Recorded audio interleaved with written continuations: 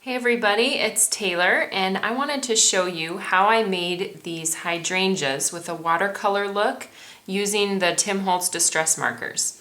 Now, I've just gotten into using these markers, and as much as I love my Copics, it's actually been nice to try some other techniques that you can't do with Copics and do them with these Tim Holtz markers. These markers are water-based, and so they work great for using on watercolor paper to watercolor.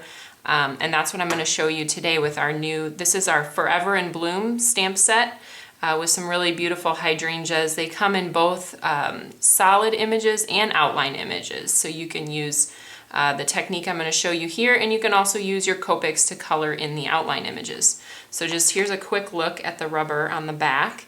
And I'm going to show you this technique using the largest bloom. And the markers I'm using, let's see, we have Stormy Sky, Tumbled Glass, and Faded Jeans. I just picked out, I guess, a light to dark, 3 different shades, and you can do that. I did that with each of these different color combinations. So you want to start with the lightest color, and there's a brush tip on one end of this marker, and then the other end is a fine tip. And when you're coloring directly onto your stamps, you want to use the brush tip. So I'm going to start with the lightest color and just cover the entire stamp here. And I like to color using the side of the marker as opposed to the tip, so that you don't ruin your tip at all.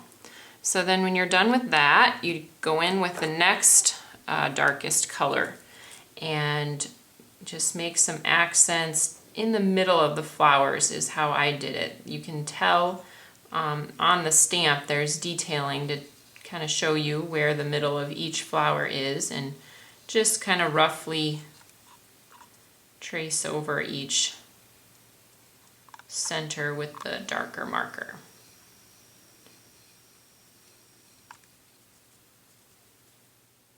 Okay, then you want to go in with your last and darkest color, and I just do a small kind of dot in the middle of each.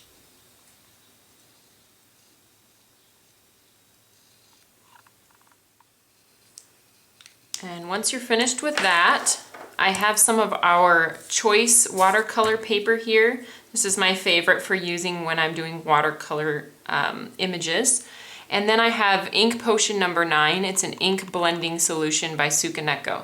So I'm just going to take this ink potion and hold my stamp out, I'd say about 6 inches, and give it a couple of mists.